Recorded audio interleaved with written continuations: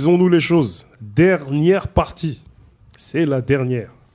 Nous allons revenir en quelques mots sur... j'aimerais bien que Vince revienne un petit peu sur des fresques qu'il a faites, notamment celle de près de Porte de Châtillon, dans les Hauts-de-Seine, où il va nous dire lui-même, c'est un hommage aux travailleurs immigrés des 30 Glorieuses, et aussi sur une deuxième fresque qui a pas mal tourné lors du tournoi de foot qui a été organisé par Global Star et Amsac, qui a fait le tour du monde. Et j'aimerais qu'en quelques mots tu reviennes sur ces deux faits-là. Et ensuite après, nous ferons l'épilogue, c'est-à-dire que je retracerai un petit peu l'émission et Turkan va s'exprimer sur ses derniers mots et chacun exprimera ses derniers mots et nous en finirons là, nous irons manger calmement. Ok.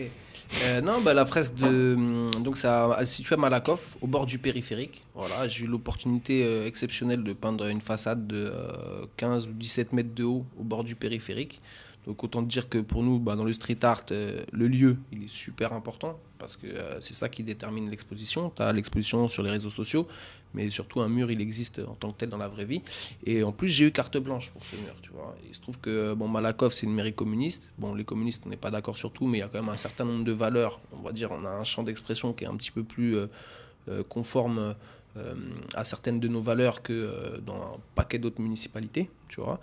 Et donc, du coup, on nourrit, comme je te dis, notre peinture de notre engagement. Et à un moment donné, il y a beaucoup de luttes pour les Chibani ces derniers temps. Tu vois pourquoi ? Parce qu'il y en a beaucoup qui croupissent dans ce qu'on appelle les foyers Adoma, ex-foyer Sonacotra. Ils ont changé le nom, mais rien n'a changé. Qui sont avec des loyers de 400 balles pour des chambres de 10 mètres carrés, qui ne peuvent pas avoir accès au HLM, donc qui sont condamnés un peu à la solitude. Samir, comme tu dis, qui est du Deep Social Club, il a vécu lui dans un foyer à Doma, tu vois, à Damary-Lélis, et on a côtoyé directement des Chibani, pour te dire, a même assisté à un suicide, des fenestrations, tu vois. Et voilà, tu vois, comme je te disais tout à l'heure, il y a un vrai manque au niveau de notre histoire. Alors le mot Chibani, il est connu, mais ce mur, tu vois, il donne sur le périphérique. Pas celui qu'on prend d'habitude, nous, pour aller vers Belleville, Montreuil, Montmorillon, porte de Clignancourt, il va vers porte de Versailles, et à un moment donné, de faire un mur qui, quelque part, rend hommage à toutes ces personnes qui se sont cassées le dos, littéralement, tu vois, pour, à un moment donné, reconstruire la France, qui ont apporté énormément. Et puis, au-delà de ça, si on remonte même plus loin, tu vois, il y en a qui se sont battus, tu vois, pour la France, etc. et tout, et qui sont... comme méprisés, absents un petit peu de la mémoire, etc. et tout, et qui aujourd'hui, un certain nombre d'entre eux sont dans des conditions qui sont pas dignes, tu vois, il faut dire ce qui est. Et ben voilà, tu vois, c'était ce mur, c'était ça, c'était essayer d'exprimer ça, de rendre hommage de manière, on va dire, grandiose, quoi. T'as une grande fresque, tu vois, donc c'est voilà. Et puis bon, après voilà, les petites anecdotes, c'est que la peinture que j'ai faite, c'est le père de Nadir Dandoun, tu vois, qui est un journaliste. C'est une photo que moi j'avais vue dans Facebook. Et donc Nadir, lui, s'est aussi un petit peu emparé du truc. Il tournait en même temps un documentaire, etc. Il a mis le truc en scène et puis boum, tu vois, ça a fait vraiment un gros buzz. Et puis il y a une deuxième personne qui est représentée dans cette fresque. Et je tiens à raconter l'anecdote parce que donc, tu vois, on arrive, on a besoin d'une nacelle pour monter au 5e étage, etc. et tout. Et donc il y a quelqu'un qui doit conduire la nacelle. J'avais pas le droit moi de conduire la nacelle. Et je lui explique le thème. Et je lui dis ouais, peindre sur les Chibani. Il me dit mais moi je suis un Chibani. Je fais arrête, t'es un Chibani toi et tout. Ah, mortel. Bon, écoute, si on a le temps, je vais te peindre sur cette fresque, tu vois. Et il se trouve que le gars, il s'est bien défoncé avec nous. Et on a pu le peindre. Donc, tu as quelqu'un un peu en habit du dimanche, on va dire, tu vois, avec une pose où il a juste sa cravate. Et puis, en background, tu as, avec le costume de la semaine, tu vois, il y a beaucoup de Chibani qui ont travaillé dans les travaux publics. Et puis, ça représentait aussi un petit peu les deux immigrations principales, on va dire, tu vois, l'immigration plutôt maghrébine et l'immigration plutôt subsaharienne. Donc voilà, il y avait une vraie complémentarité. Cette fresque, voilà, tu vois, c'était vraiment une belle opportunité. Puis j'espère qu'on pourra en faire beaucoup d'autres comme ça, tu vois. Et voilà. la fresque qui a tourné pas mal, c'est par rapport au tournoi de foot qui avait été organisé par Global Star Amsac. Ouais. Dis-nous en quelques mots.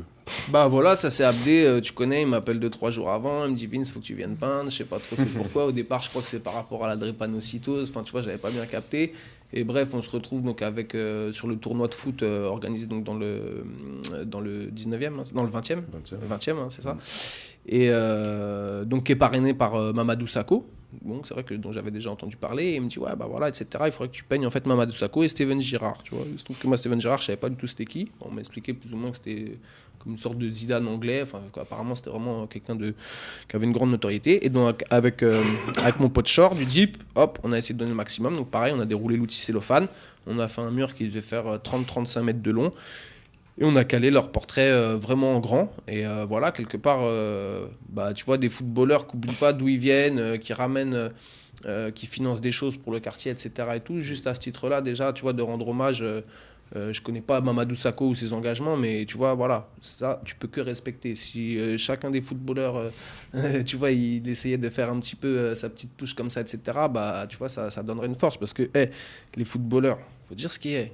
Ils sont beaucoup, il y en a qui sont millionnaires. Ils ont vraiment beaucoup d'argent. Ils ont une force de frappe. Tu vois, il y a Mohamed Ali qui est mort cette nuit.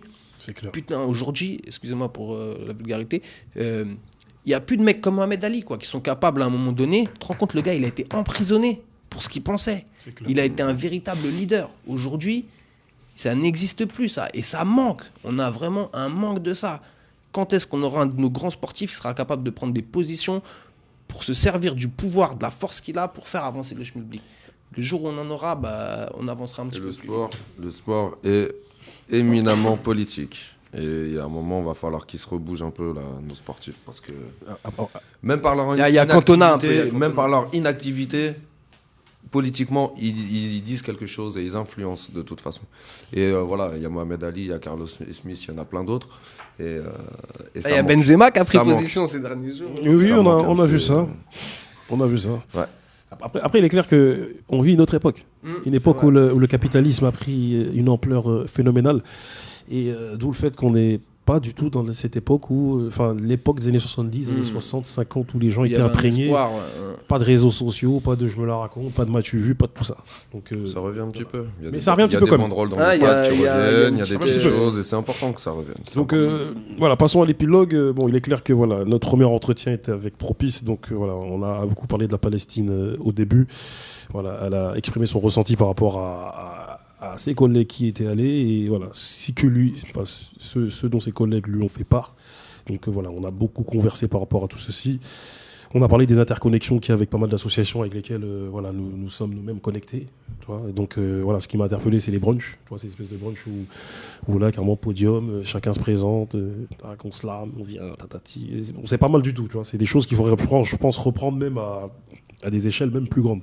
Et voilà, on a parlé aussi du fait que vous avez arrêté les maraudes par rapport au fait que les maraudes, voilà, il y a beaucoup de gens qui le font. Après, il y a des tentatives d'organisation des maraudes, chose qui est en train de se faire. On a parlé aussi de ces espèces de fédérations, de la fédération qu'on aimerait bien tous monter ensemble, mais on en discutera incessamment sous peu. Donc voilà, Propice, voilà, il est pas mal dans la collecte de dons. Maintenant, pour en revenir à Deep Society Club, voilà, on a parlé des positions par rapport aux Nuits debout, on a parlé moi je vous ai titillé sur l'aspect révolutionnaire, vous m'avez dit, attends, calme-toi, nous on est tranquille, nous c'est cellophane, on fait nos trucs tranquilles, on soutient les gens, calme-toi, il va pas nous, les RG, tout ça, boum boum boum, calme-toi Bouba, calme-toi, il n'y a pas de souci. Mais voilà, vous avez quand même cet aspect-là parce qu'on en a parlé tout de même, tu vois. On a parlé du fait à un moment donné, voilà, les dernières phrases qu'on a dit, c'est voilà, par rapport au Deep Social kiosque, et voilà, des livres et voilà, qu'il y a une transmission qu'il faut que cette transmission se fasse quoi, par le biais de livres et par le biais de que nous-mêmes nous écrivions des livres. Et ce que tu as dit, ce que toi-même tu as dit, c'est le fait que voilà, à un moment donné, il va falloir que de cette génération émergent voilà, des leaders, tu vois, des gens qui à un moment donné, on regarde les États-Unis, mais en France, il y a eu des leaders aussi. Et il y en a aussi au jour d'aujourd'hui, même si beaucoup sont encartés, c'est ça le problème aussi, tu vois, c'est que beaucoup de gens issus de quartier sont certains sont encartés, mais le problème c'est que retournement de veste, comme dirait Dutronc, j'aime bien sa chanson, tu vois, parce que c'est exactement ça. Vas-y, tout le quartier a investi sur toi, en tout cas politiquement. T'es là-haut, tu nous calcules plus. On t'appelle, tu décroches plus. Maintenant, t'as tes petits horaires, 8h, 16h, tu bois ton café tous les 2 heures, tu t'en fous de nous. Tu t'amuses. Et ça, c'est des exemples, voilà. Mais quoi qu'il en soit, vos derniers mots, lesquels sont-ils? Turcan. Alors moi, j'aimerais un peu faire une petite annonce pour que les gens aident en fait tous ceux qui sont dans la solidarité. Parce que bon, après, il y en a qui ne sont pas sur tous les terrains, mais c'est quand même dur. Par exemple, je pense aux maraudeurs qui ont souvent besoin de coups de main, de bras, voilà. et également les autres, parce que je trouve qu'on est beaucoup sans être beaucoup, en fait. Quand on va essayer de défendre une famille ou une cause, voilà, beaucoup vont nous dire, oui, c'est très bien ce que vous faites, mais en fait, il ne faut pas juste dire c'est bien, il faut venir, voilà. Nous, enfin, j'aimerais faire un petit... dire quelques petits trucs là-dessus, quoi. C'est ton petit coup de gueule. Et voilà. Comment ça? Dites pas, faites. On a besoin du monde. On a vraiment besoin du monde et voilà. Ok, mais c'est entendu. On entend. Attends, Grégory, dis-nous tes derniers mots. Dernier mot. Moi, je suis d'accord avec Touté. Faut que les gens ils bougent, faut qu'ils se mettent en action. Faut qu'ils sortent un peu de chez eux. Et voilà, nous, on fait la même chose, c'est-à-dire qu'on travaille. Et au-delà du travail, on s'engage et on prend sur notre temps. Parce qu'il n'y a que comme ça que les choses vont bouger. Et pour terminer sur le réseau, que ce soit avec le DIP, que ce soit avec Propice ou les autres associations comme Global, etc. L'idée, c'est de créer un réseau sur lequel on va pouvoir articuler le travail autour de la culture, du sport, du graffiti, la musique, la solidarité et la politique. Voilà, puisque on a besoin c'est les luttes qui nous feront avancer, parce que sans ça, il ne faut pas attendre que le changement il vienne tout seul. Il n'y aura aucune raison que ça change. Donc, il ne faut pas avoir peur d'aller se bouger, de se mobiliser et avec des perspectives claires. Voilà. Merci à toi. Monsieur Vince. Et bien sûr, ça ne faut pas que c'est dans 10 minutes. Hein. Non, t'inquiète là. Calme-toi. Je réfléchis, la fin 5 secondes. Calme-toi. Je tenais à remercier tous les gens qu'on a croisés ces 2 dernières années, ces 5 dernières années. Tous les gens qui agissent. En agissant, ils nous donnent de la force. Y compris cette émission. Voilà. Énormément. Et je tenais à citer une phrase qui m'a marqué. Là, j'étais au Sénégal, donc avec Abdé et Yohan de Global Star pour un petit projet. Et il y a Didier Mber, donc, qui est un lutteur sénégalais. Et lui, il m'a dit ça. Il m'a dit, dans la vie, rien n'est facile, mais tout est possible. Magnifique. Très belle phrase. C'est très bien. Disons-nous les choses. Il dit qu'il n'est pas poète, mais il est poète, mon frère. Il le dit, il est poète, le mec. Il est poète. Je vais dire. Je terminerai sur une autre phrase un petit peu plus connue. Je vais dire. Mais elle est très belle, cette phrase. Hein. Elle est magnifique. Je vais l'écrire même carrément. Non, les Sénégalais, ils ont. Didier. Ils sont chauds. Ils sont bons, les frères. Ils sont chauds. Notre grand Marcus Garvey disait « La vie ne vaut pas la peine d'être vécue sans combat ». Et je crois que c'est une phrase qui nous représente tous ici. Donc je tiens à remercier la fille de M. Greg, qui est très très pressé, M. Samba, qui est à la caméra, M. Mathieu, ingénieur, bloc haute musique, Jojo 91, No Job Training, Révèle-toi, Jeune Aumône, toutes les associations qui nous représentent, Global Star. J'en ai oublié, mais c'est pas grave. Vous allez venir ici, on va discuter, c'est pas un souci. Disons-nous les choses, merci à tous. Merci.